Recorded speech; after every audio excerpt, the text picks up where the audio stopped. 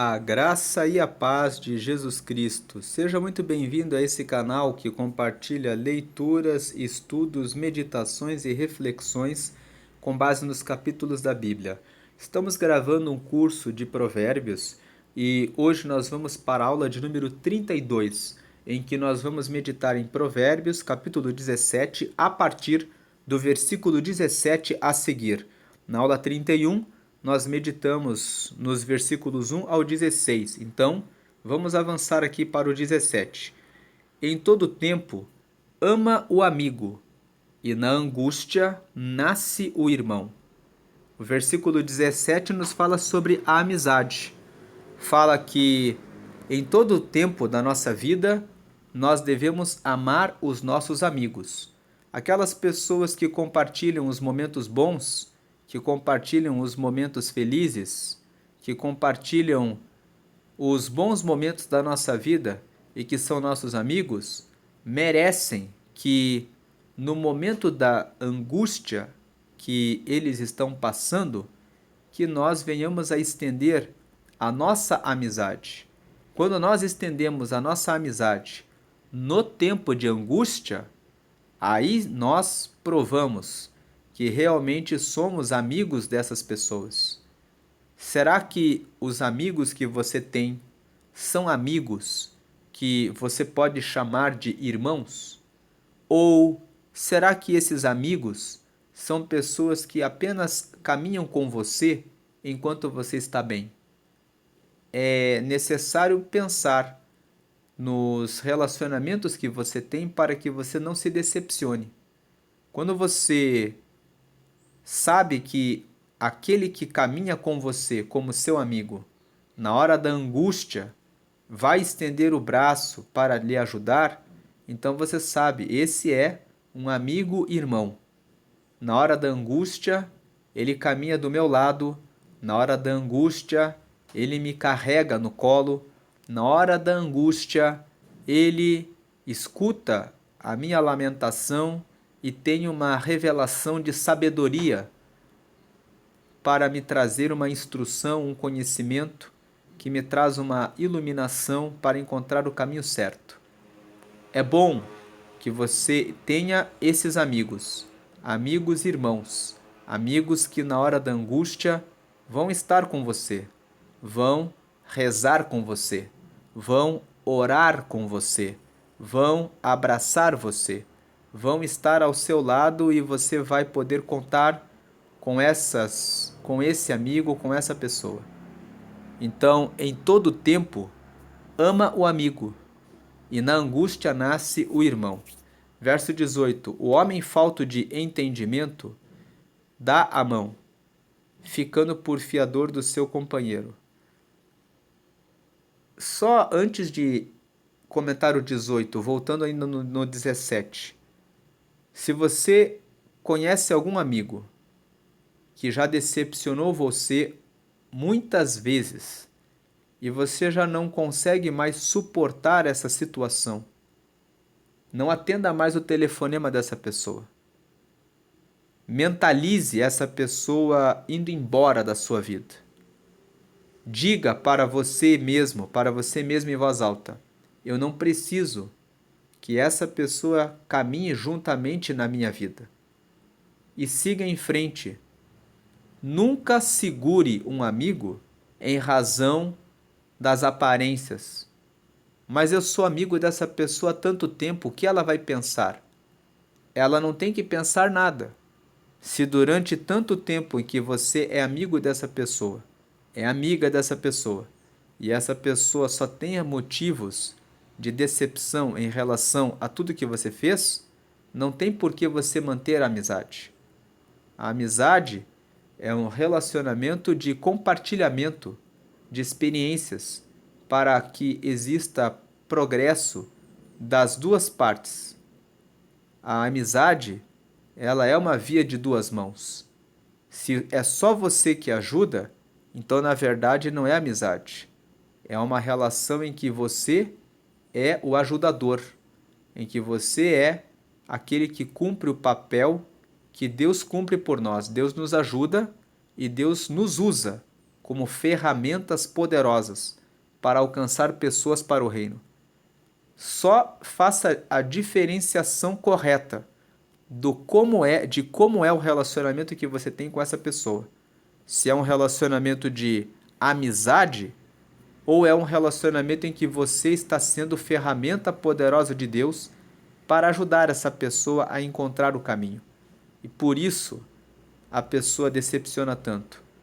O problema acontece quando você pensa que a pessoa é sua amiga e, na verdade, Deus colocou você para ser uma ferramenta de transformação na vida dessa pessoa, para você ser um modelo, para que essa pessoa te decepcione várias vezes e veja que você sempre, apesar do que ela faz, tolera, corrige, manifesta amor, continua ali ajudando.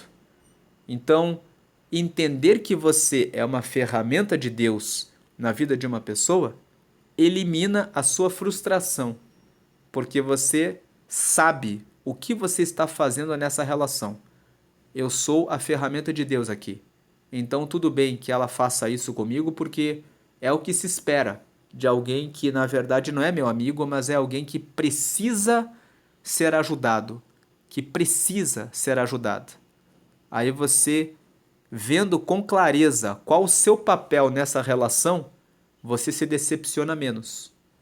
Agora vamos comentar o 18. O homem falto de entendimento dá a mão, ficando por fiador do seu companheiro. Esse versículo 18 confirma o que já foi falado na aula em que nós falamos de Provérbios capítulo 6, nos versículos 1 até o versículo 15. Nós gravamos uma aula do versículo 1 até o versículo 15 do livro de Provérbios, no capítulo 6, e ali está a recomendação que, se você ficou como fiador de alguém, vá até essa pessoa, suplique e implore para que a pessoa retire o seu nome da fiança. Porque se você fica por fiador de alguém, você entregou a sua vida na mão da pessoa. Então o versículo 18 fala justamente isso. Ó. O homem que é falto de entendimento, o homem que não tem entendimento, ele dá a mão e ele fica por fiador do seu companheiro. Não fique como fiador do seu companheiro. Quando você assume a responsabilidade pelo pagamento da dívida de outra pessoa, você está colocando a sua vida e o seu patrimônio na mão da outra pessoa. Muitas vezes você economiza, você administra muito bem o seu recurso financeiro, você está com os seus imóveis, com as suas garantias, porque você administrou o seu recurso. E por que você vai colocar a sua segurança, a sua boa administração, por uma questão emotiva, na mão de outra pessoa?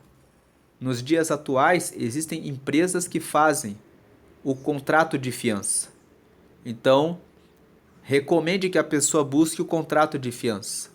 Se a pessoa não consegue um contrato de fiança, recomende que a pessoa procure um imóvel onde ela consiga negociar de maneira direta com o proprietário, mas não assuma o compromisso de ser o fiador de alguém.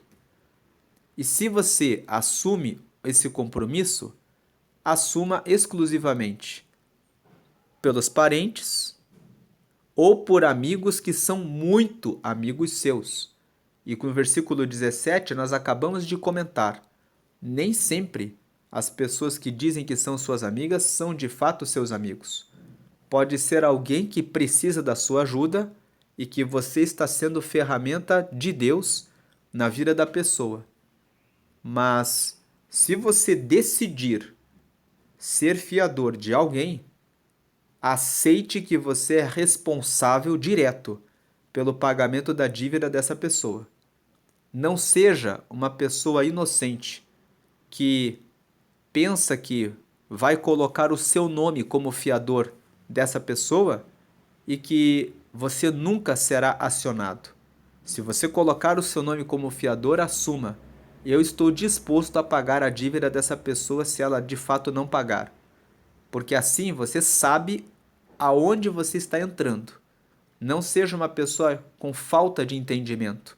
Aquela pessoa que prevê que não vai ocorrer de ser chamado para cobrir a fiança. Porque tem pessoas que fazem isso. Tem pessoas que são ingênuas.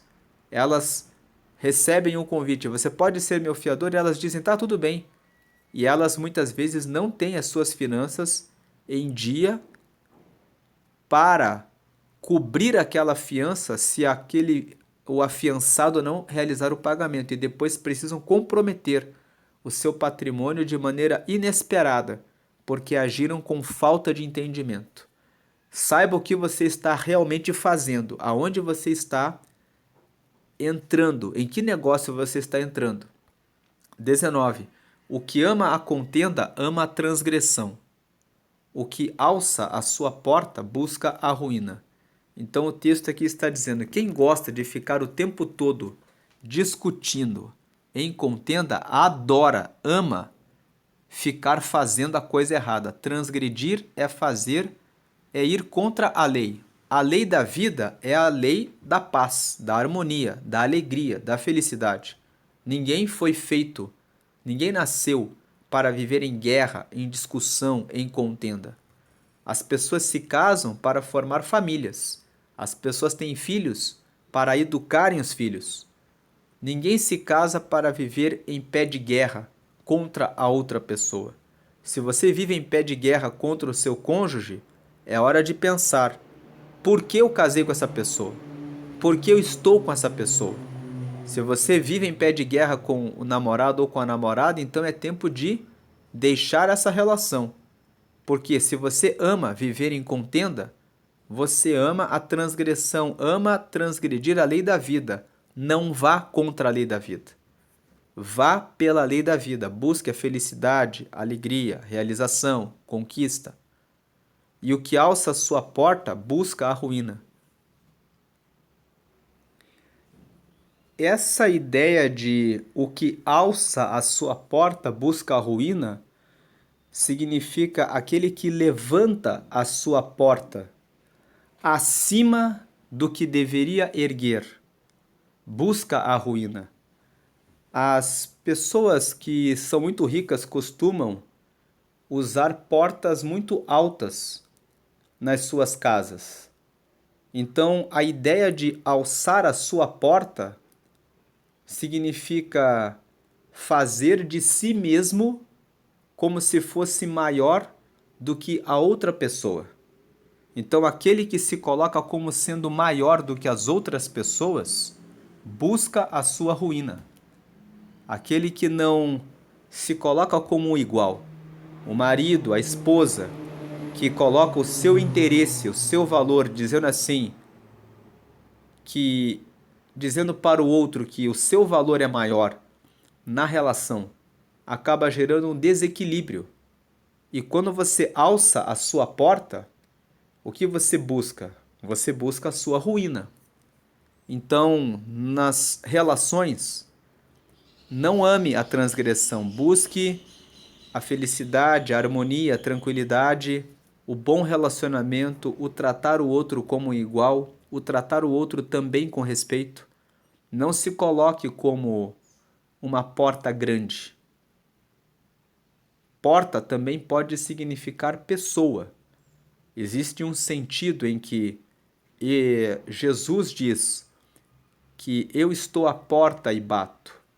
Se alguém abrir a porta, ou seja, nesse verso, nós vemos que nós também podemos servir como portas para abrir caminhos para pessoas.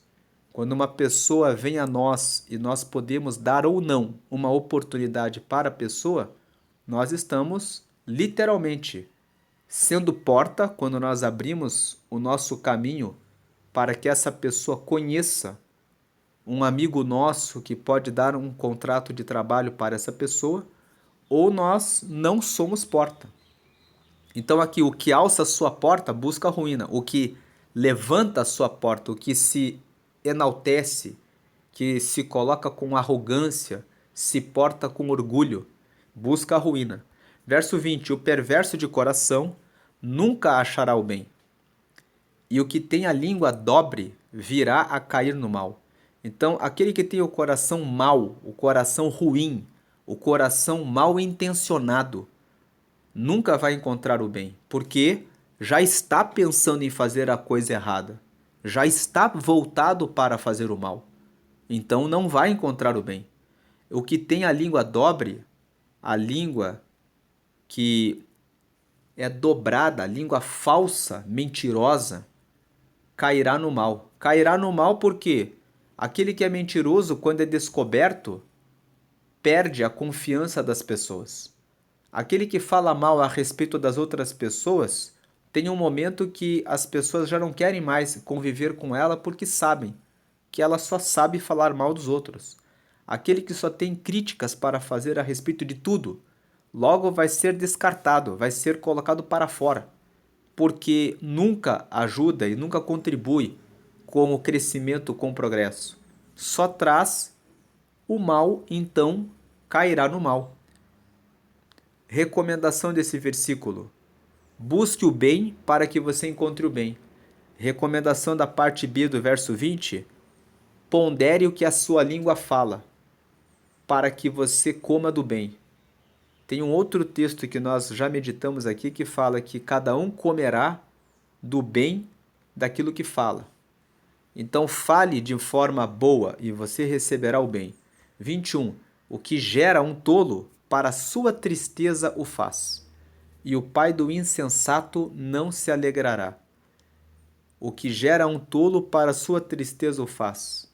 Se você está criando um tolo, saiba que é você mesmo, é você mesma que vai sofrer as consequências daquilo que você está fazendo ao treinar, ao educar essa pessoa.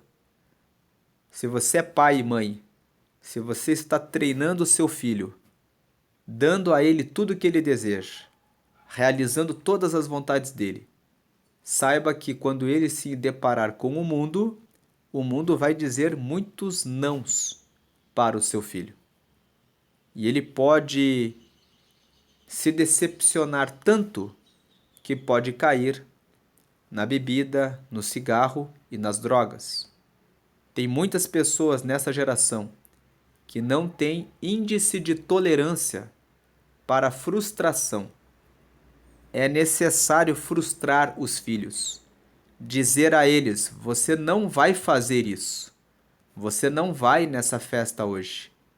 É claro que você permite que ele vá a algumas, mas em algumas você coloca tarefas dizendo: nessa você não vai, você vai realizar tal atribuição. Ou então você coloca tarefas para que sejam feitas antes, para que ele cumpra, para que ele tenha a compreensão de que sempre que ele recebe um benefício, ele teve que cumprir uma tarefa. A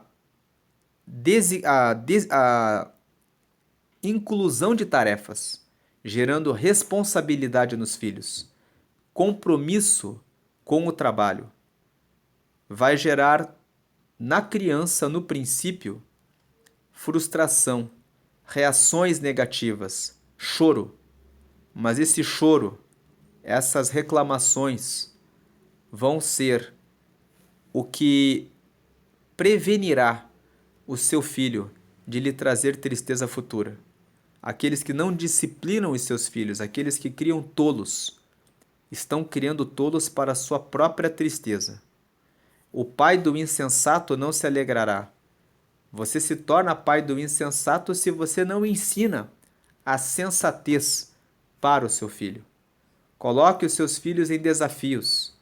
Coloque os seus filhos em situações em que eles precisam assumir responsabilidade, comprometimento, porque é isso que os fará ter o senso de responsabilidade.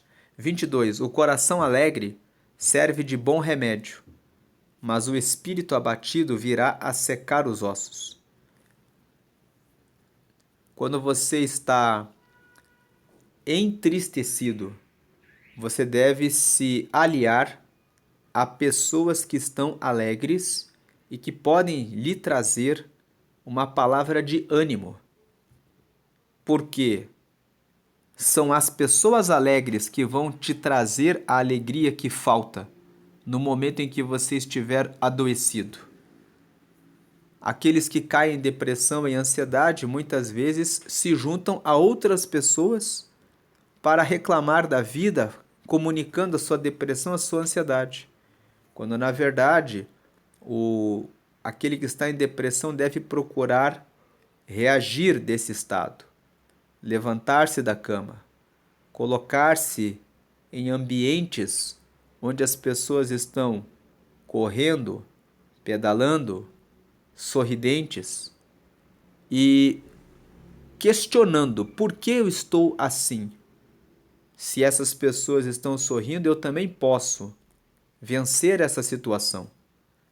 A situação de depressão depende de uma força que precisa ser aplicada contra ela. O próprio depressivo precisa usar essa força para combater essa situação emocional. Colocar-se com pessoas alegres serve como um remédio. Agora, o espírito abatido, se você já está em depressão e você se junta com alguém que está com o espírito abatido, isso faz com que os seus ossos se sequem. O espírito abatido virá a secar os ossos. Você já está em depressão, você já está mal. Você se junta com alguém que está com o espírito abatido, o que ela vai trazer a você?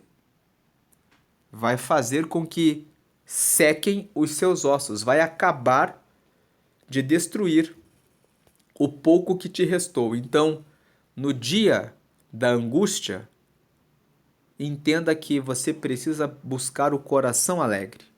O coração alegre é o remédio, mas o coração alegre que seja empático, que tenha empatia pela sua situação e que realmente esteja disposto a lhe ajudar. Aqui, fazendo uma conexão do verso 22 com o verso 17, que fala que em todo tempo ama o amigo e na angústia nasce o irmão, é nessa hora que você deve procurar na sua lista de amigos aqueles amigos que são alegres, para que possam lhe trazer uma palavra de ânimo, para lhe trazer para uma condição melhor. Verso 23. O ímpio tira o presente do seio para perverter as veredas da justiça.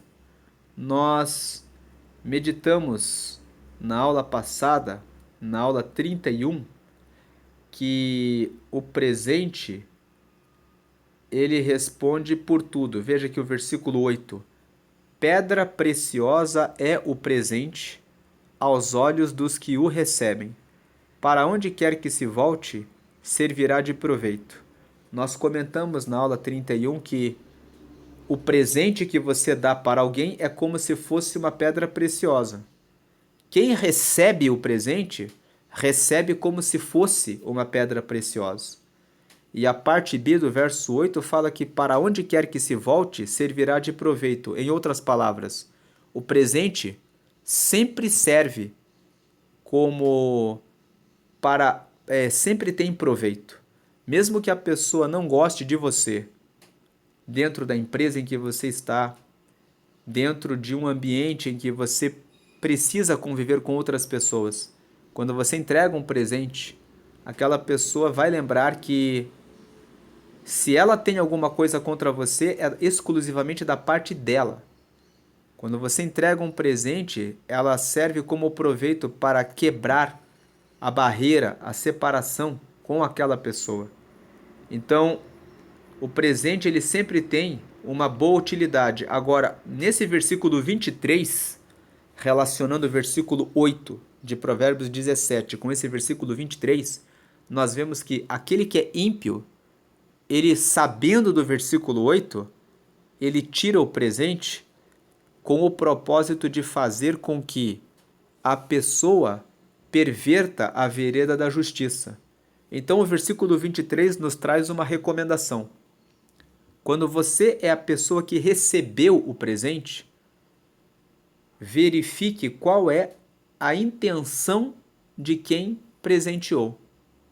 Porque o verso 8, como nós lemos, nos mostra que todo mundo que recebe um presente, recebe o presente como se fosse pedra preciosa. O verso 23 traz um ensino. Não receba todos os presentes como pedra preciosa. Receba o presente, considere como pedra preciosa num primeiro momento, mas verifique quem foi que deu e se existe alguma segunda intenção naquele presente. É por esse motivo que existem alguns cargos, como por exemplo o cargo de juiz, de promotor, em que o código de ética já diz, já estabelece que a autoridade não deve receber presente. Justamente por isso, para evitar que sejam influenciados pelo presente para decidirem contra a justiça. Verso 24: No rosto do sábio se vê a sabedoria, mas os olhos do louco estão nas extremidades da terra. As extremidades da terra são os céus e a terra. Né? Então, quando você fala assim, o céu lá em cima, no topo, é a extremidade. Né? O centro da terra, a parte mais baixa da terra. Quando você olha para um louco, os olhos deles ficam esbugalhados. São pessoas que vivem amarguradas, viciadas em bebidas, em drogas, muitas vezes com olheiras. Por quê? Não conseguem dormir porque não estão sabendo como resolver os problemas da vida. Aquele que é sábio, ele vai sempre buscar instrução sobre saúde. Ele sempre vai buscar organizar a sua agenda de tal maneira que ele consiga cumprir as suas tarefas e de tal maneira que ele consiga ter um bom sono, de tal maneira que ele consiga dormir e ter a sua vida organizada. Essa é a manifestação da sabedoria. Aqueles que agem com sabedoria, você já vê no rosto que a pessoa tem tranquilidade de dar respostas e resolver os problemas da vida com tranquilidade. Quando você vê uma pessoa desequilibrada, tratando mal os funcionários, tratando mal as pessoas em volta, tratando mal o cônjuge e os filhos, você vê que essa pessoa que está com os olhos completamente sem direção, porque os olhos aqui também simbolizam direção. Você olha para uma visão que você tem sobre um negócio e você traça o caminho para chegar até aquele lugar que você viu. Então, o sábio, ele tem a visão. E você vê que ele sabe o que está fazendo. Agora, os olhos do louco estão nas extremidades da terra, estão perdidos. As extremidades da terra estão longe. Eles não sabem direito o que fazer. Não têm clareza a respeito do caminho que estão perseguindo, que estão percorrendo. Então, o versículo 24 está dizendo: quando você conversar com uma pessoa, preste atenção no rosto dela. Coloque os problemas e os desafios e veja se ela tem tranquilidade para responder. No rosto você vê, pela linguagem corporal, se a pessoa consegue responder com tranquilidade, se ela tem sinceridade, se ela é transparente com você. Ou se ela é uma pessoa que torce os olhos, faz caretas e não sabe ao certo o que responder quando você precisa de alguma coisa dessa pessoa. Com essa diferenciação entre o sábio e o louco, você pode escolher caminhar com os sábios e deixar os loucos. E você que é louco pode ter um parâmetro de não estou encontrando o caminho. preciso de sabedoria, então é hora de buscar sabedoria. O versículo 24 é um convite para que você que é louco busque sabedoria, porque você será mais tranquilo e terá um rosto mais calmo e sossegado em relação às questões que precisam ser resolvidas. Verso 25: O filho insensato é tristeza para seu pai e amargura para quem o deu à luz. Não seja um filho sem sensatez. Você não quer desonrar o seu pai e a sua mãe. Você não quer causar tristeza no seu pai e amargura para a sua mãe. Busque a sabedoria. Se você anda com pessoas erradas, comece a buscar pessoas certas que estão dedicadas ao conhecimento para que você tenha sensatez, para que você traga alegria na sua casa.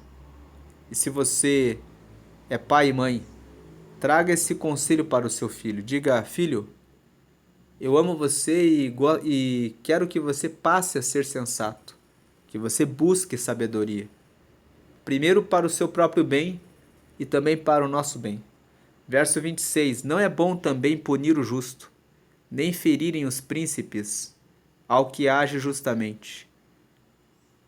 O verso 26 está falando que você deve tratar o justo de maneira justa.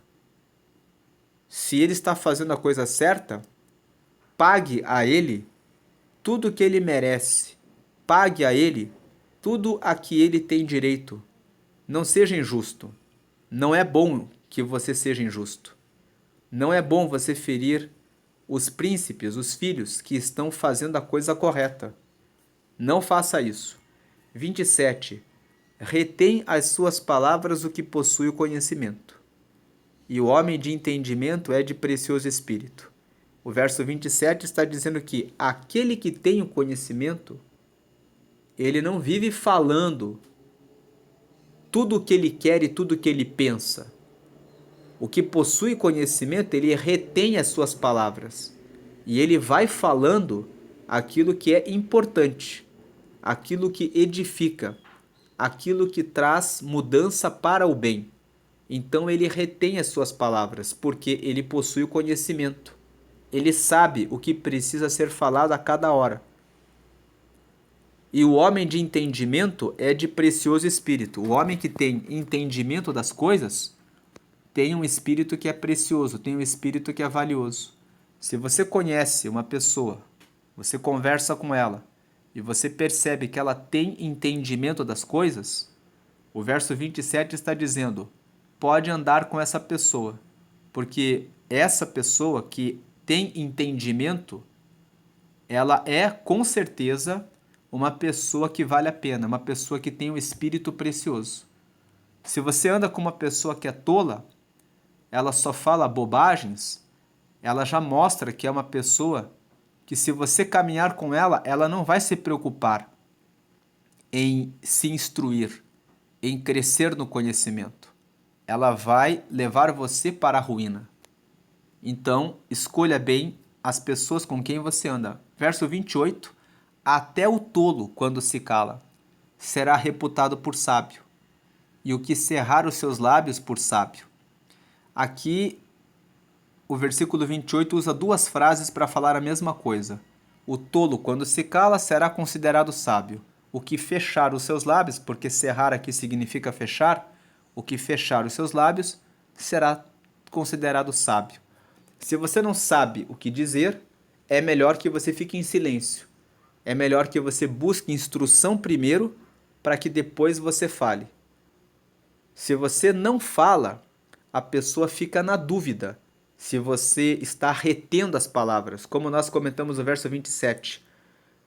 O que tem conhecimento, ele retém as suas palavras. Então, de repente, a pessoa está calada porque está verificando o ambiente, verificando se deve ou não deve falar. Então, quando você não fala, você deixa a dúvida naquele que está escutando. Agora, se você fala, você revela aquilo que você tem. Então, pense antes de falar em cada situação. Se não sabe o que falar e não quer demonstrar que não sabe, fique em silêncio. Essa é a meditação de Provérbios, capítulo 17, aula de número 32. Deus abençoe a todos. Se você gostou desse vídeo, curta, comente e compartilhe. Se você deseja que nós façamos algum comentário de algum outro livro da Bíblia, deixe nos comentários. Nós vamos seguindo, meditando na palavra de Deus e crescendo no conhecimento e na graça do Senhor Jesus. Deus abençoe a todos. Amém, amém.